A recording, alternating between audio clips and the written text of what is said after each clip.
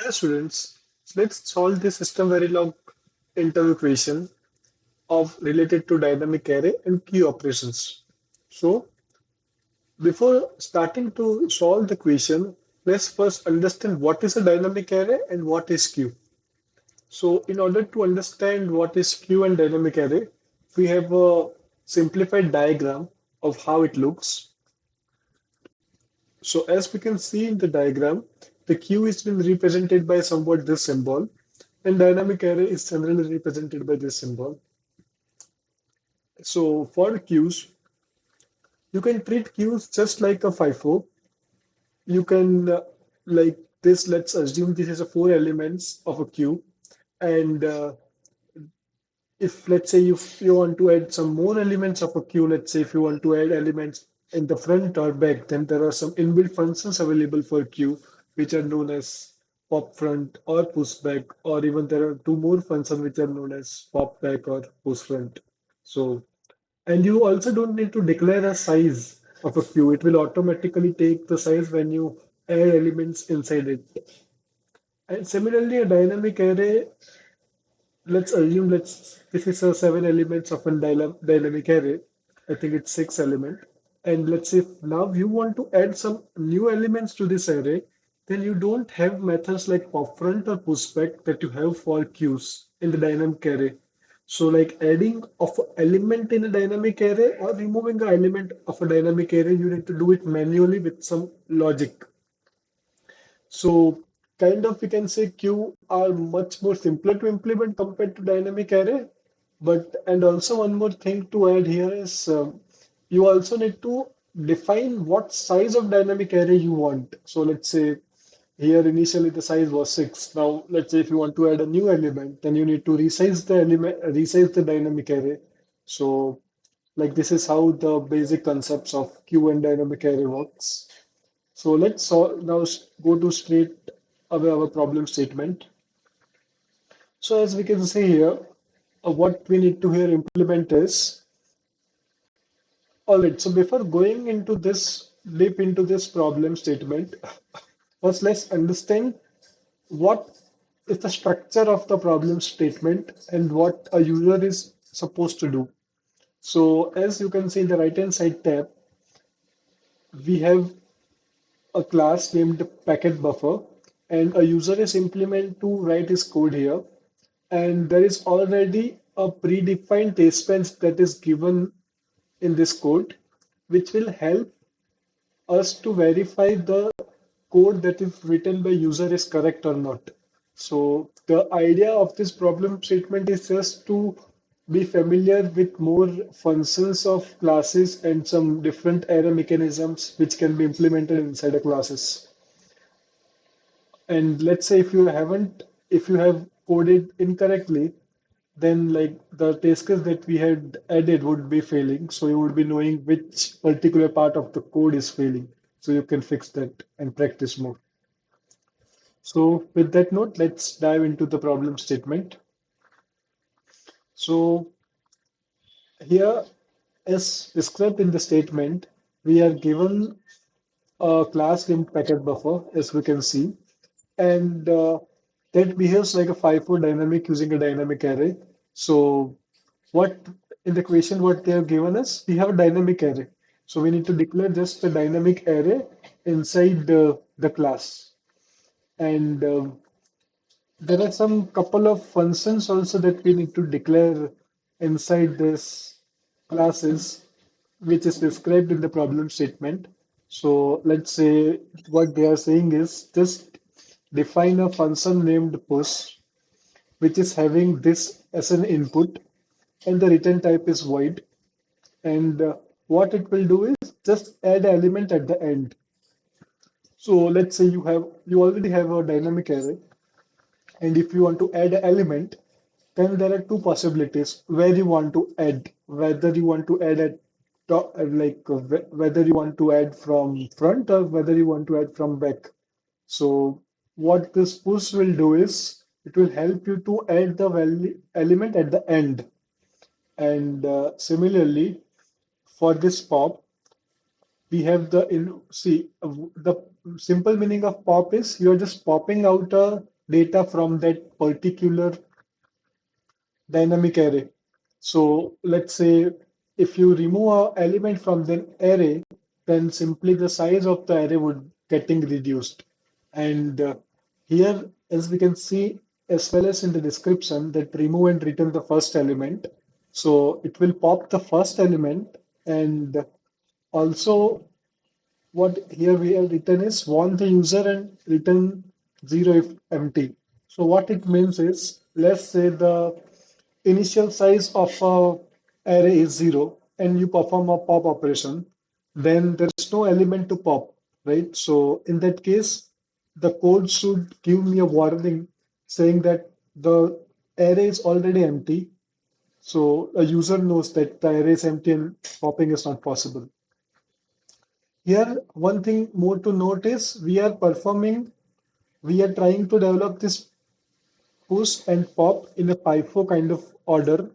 What does that mean is when you do push, it should push the element of at the end of an array, and when you do pop, it should pop an element from front of an array.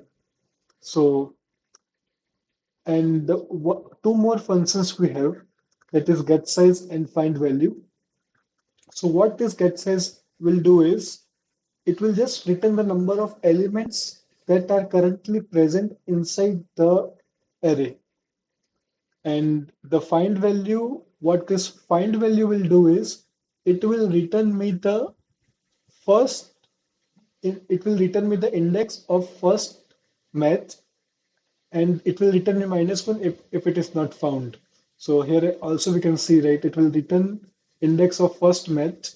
So here you need to pass a variable to this function, and let's say you when you pass a value to this function, let's say, and the value that you have passed, let's say if it is already present inside this array, then it should return me at which location that the particular value is present.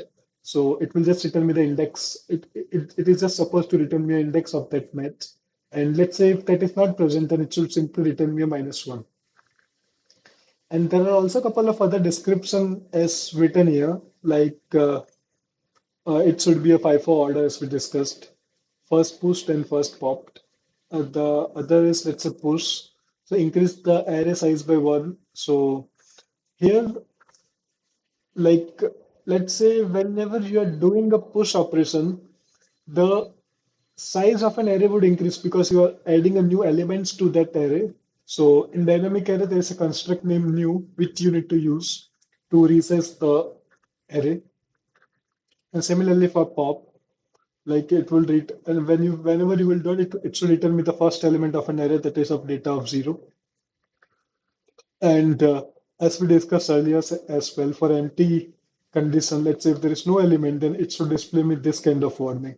It pop on empty buffer, right? And for this find well, it should traverse from index 0, return first matching index, and return me -1.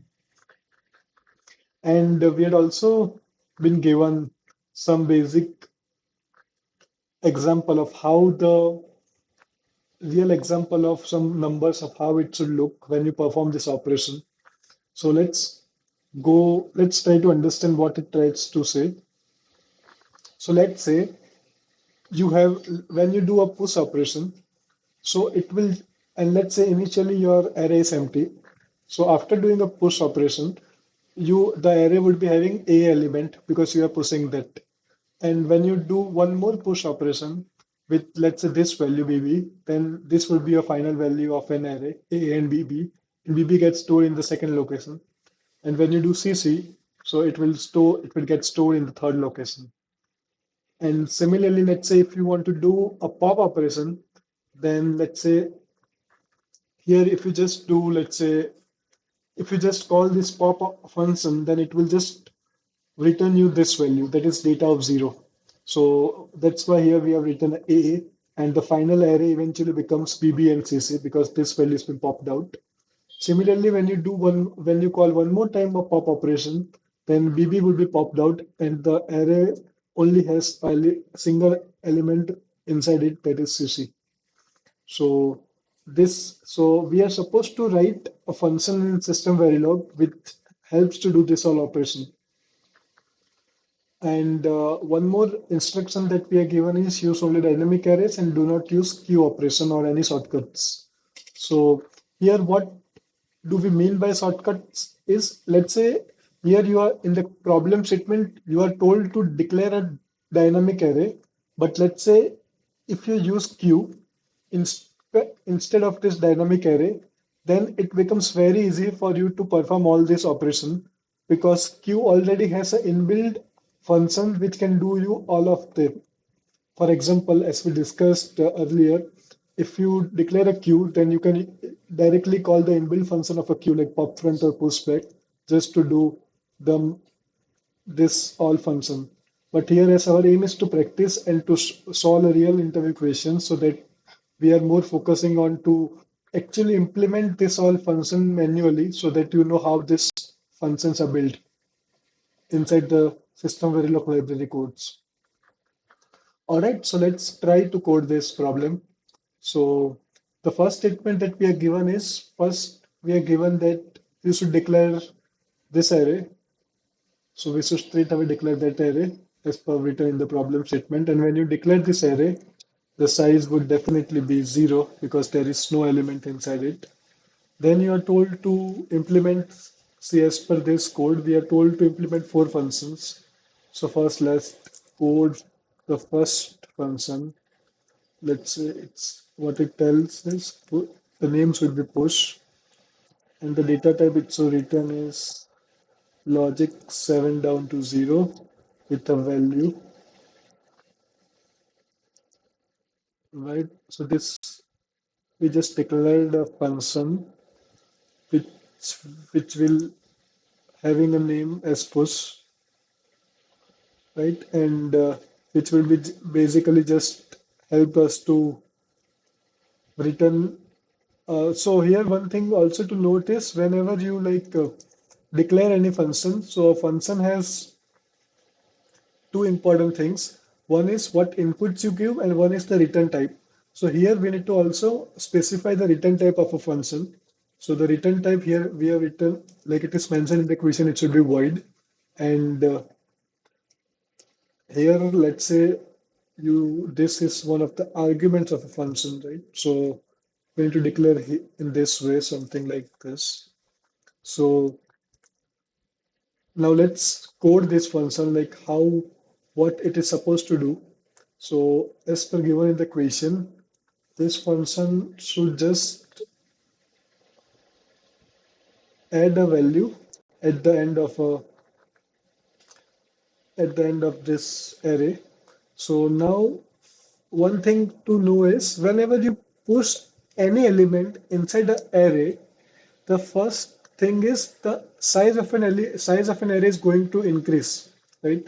So we need to do two things inside this function. First is increase the size of an array. Second thing is we need to also copy the existing method which are already inside this array. So what does the second point means it? Let's say if the default value of an array is let's say 2, 3, and 4, and if you add one more element, let's say just assume this value is let's say 4 or let's say 7. Let's say you add a 7 element to this. So what does that mean is the new array which is formed, which would already be having 2, 3, 4, and on top of that a new element would be there that is this value that you have added. So two things we need to make sure here is first is increase the array by 1. Second is copy the already existing element inside the array inside with the new inside the new array. So let's try to code this. So first I will take a temporary variable inside the array just to store some temporary result. And here one thing to notice inside the dynamic array, you have, if you let's say want to create, if you want to resize a particular array, then this is the syntax that you are supposed to use. like a new, and this is a syntax like new, and you pass what's the size. Let's say if you pass 5, then it will create array which is having a size of 5. But here, as we know that the data is the original array. So what we need to do here is just make sure that the array that you are creating is actually array of data dot size plus 1. The reason we need to do data size plus 1 is, let's assume the initially data dot size would be 0. So this value would be 0, and you just add 1 to that. So the net value becomes 1. So you are just declaring, you are just resizing this temp variable with a size of 1, right? The reason you need to resize 1, because you are adding a new value. Well, let's say this value. So as a result, you need something to store. You need one element. So we added it by 1. And one thing to note here is we need to make sure that the older data, whatever the data has, like this variable, is also copied. So in System Verilog, you have this construct to keep whatever, so this temp will have a new size, and all the elements of the data would also be copied. Please note that you can also do some other logical operations to do this line number 9. In System Verilog, you can implement a particular piece of logic in many ways. So this is just one of the way of doing it. If you can think of, you can also like do some other logical stuff as well. And here what, and now what we need to do is, so now let's say, okay, so let's take some example to better understand this problem. Let's say the initial element, let's assume the initial size would be, let's say, empty data. And when you add this, and let's say when you call this function push with some value, so what this will do is, let's say the value that you are passing, let's take some hypothetical example, this value is 5, and the temp value will eventually become 5 here with a, so here, okay, here the temp value won't become 5, just, okay, let's take some better example. Let's say the initial array is having, let's say, 3 inside it, let's say 3 and 4. Now, when you call this function temp, so what this will do is it will just copy all the elements as it is, and it will add one more entry. So this third element would be added. The question mark means an empty element, means we haven't declared anything on that particular size, but that size has been, the size we had already created. So let's say if the default size we are taking as 2, so in that case the data size will be 2, 2 plus 1 is 3, so the net size is 3, and this 3 and 4 are the original data, and the fourth we still need to fill with this value. So in order to fill that, what we need to do is just take data of size is equals to value.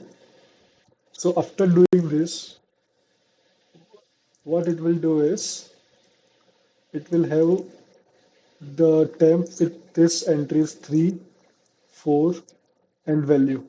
So this data dot size, let's say in this case, will become 2. So temp of 2 will be stored with this value. So temp of 0, temp of 1, and temp of 2 will be stored with this value.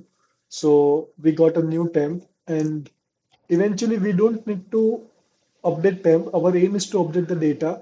So we need to make sure that whatever the value of temp that we had got from this, just update that to data, so that the original value of the data is updated. So once you call this push function, the data would be getting updated with a new element. So now let's perform the another function which is named as pop. All right, let me code that as well. I will just rename here as pop. And here the return type what we need to take is logic as per given in the question, right? And the there is no there is nothing to pass in the pop function. And the reason that we don't have to pass anything is because pop will give you a value. You are not supposed to pass to pop function, right? So let's code this.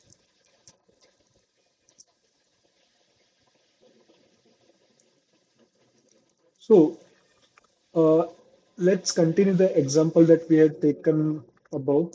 So let's say after the push operation, the data that the final value of array would become like 3, 4, and some value. As of now, let's treat this value as let's say 7 to better understand the problem. So let's say you have this array 3, 4, and 7, and once you call this pop operation, it should just return me the value 3, and it should resize the array by reducing one of the element, and the final array should only have two elements, that is 4 and 7, right?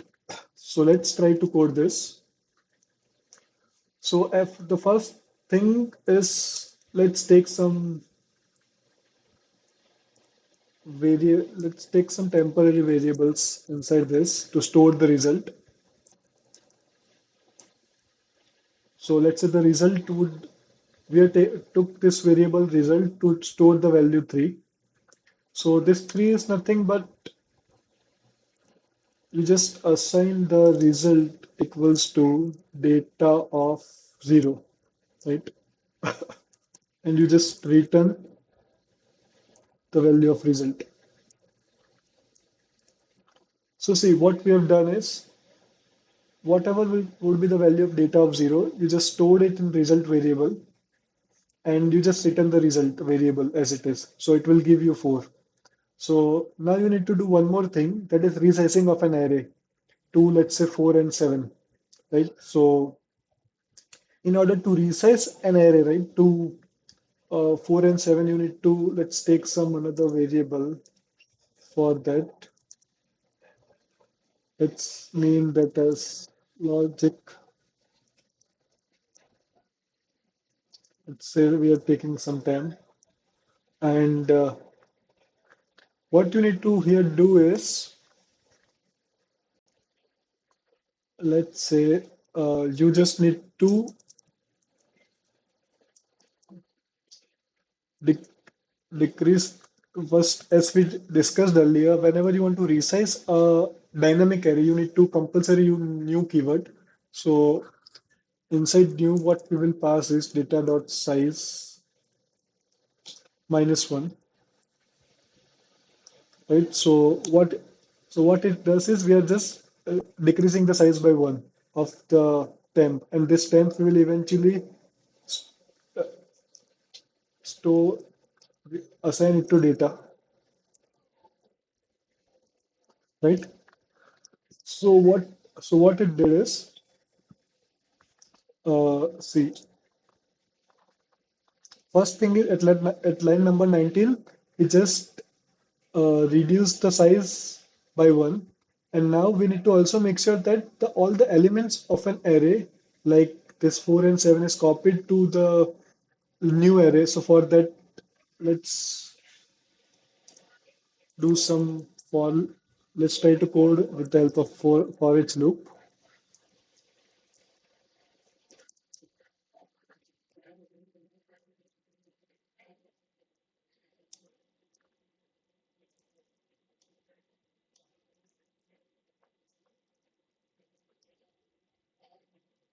So here you just do temp of I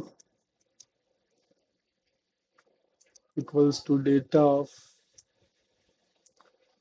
I plus 1,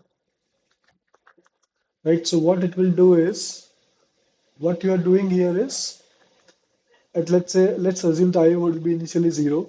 So you are storing the data of, let me write here, the temp, you are storing the value of data to temp of 0, data of 1, right? So let's say data of 1 would be 4. So you are storing 4 to temp of 0.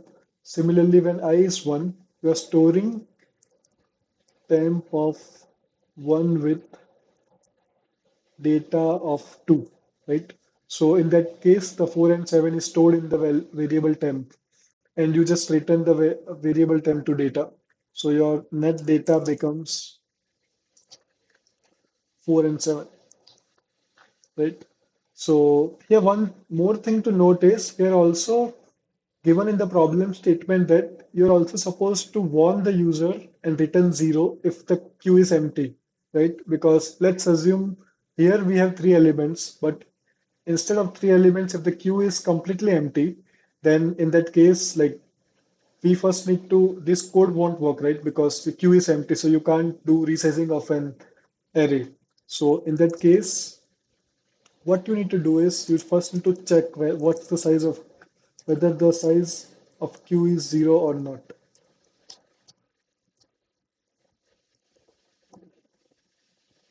right? And let's say if the size is 0, then we are just supposed to display this statement. I will just copy it from here and paste here, right? So whenever the size would be 0, it is just supposed to give me this warning. Okay, I see a couple of errors. First, I will try to compile this code and make sure that there is no compilation issue, but I can see there are few compilation issues that we are facing. So let's debug. We're facing at line number 16. Okay, I think we have taken log int which is incorrect. So take this as a logic. Okay, and one more issue that we are facing here is at line number 9.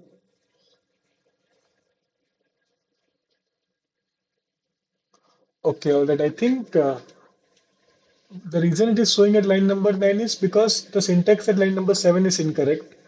So also make sure that whenever you're hitting the error in a particular line, just see the error signature in the above line as well, because here we need to declare a dynamic array and we haven't, and so we had done some syntax error.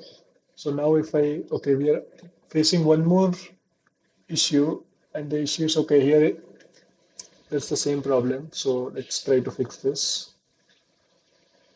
Okay, we are facing few more issues. Okay, I understand the reason that we are facing these all issues is because we haven't declared this to function. So let's quickly declare that as well. So I will just fi- just code this as well. Get.size,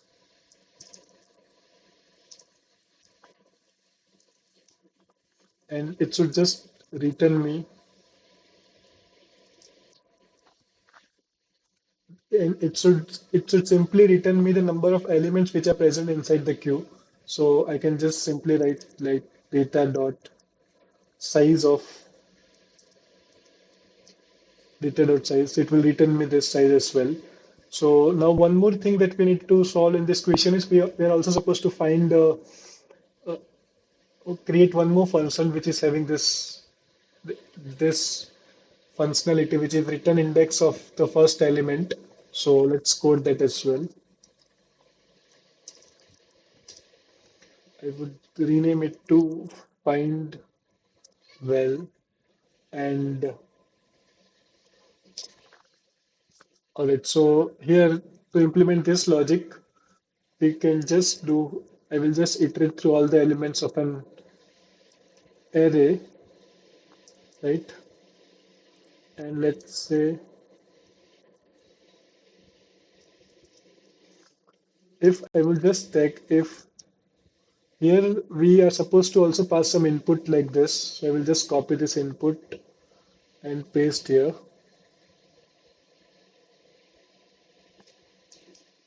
Also, I just realized we forgot one more thing is return type of a function to make sure to write a return type as well. Like what would be the return type here in the question it is given as int. So here we just need to compare data of I with the value, and let's say if this is satisfied, then you return just the index of that particular I. And let's say if you're not if let's say that the element that you're present doesn't exist in the array, then you are supposed to return as -1 as per given in the question. So here, one thing to notice whenever you will do a return of I, the code itself will exit from the function. So it even won't execute line number 38 if it executes if it executes this return of I. And let's say, okay, right. So, and let's say if line number 37 condition is not satisfied, then it will execute 38 and return me -1. So let's try to run this code.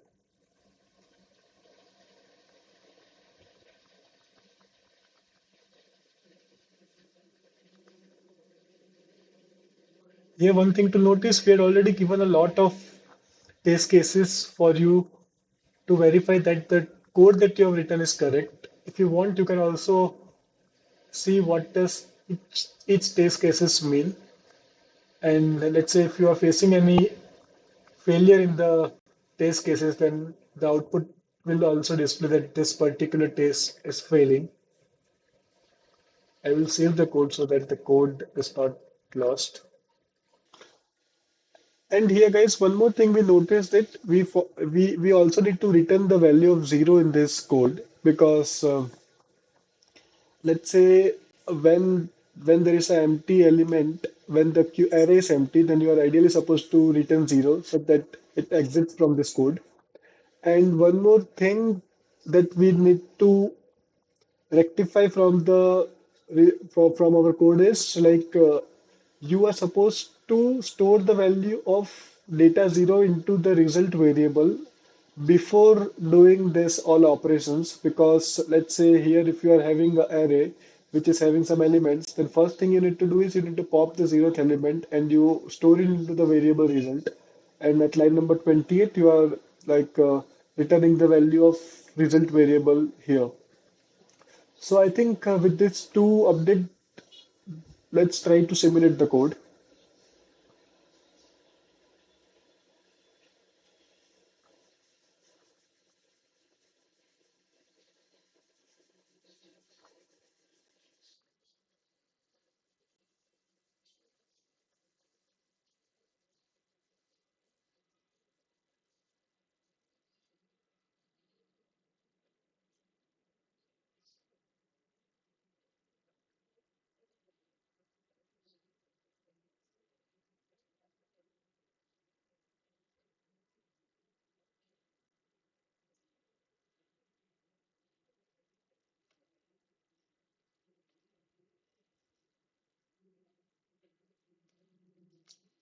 Looks it is taking longer time to simulate. Okay, all right. So when the simulation is done and it looks our all the test cases passed, and as a result our final state test is also passed. It shows that 9 test cases passed and 0 fail. So yeah, that's all for this problem.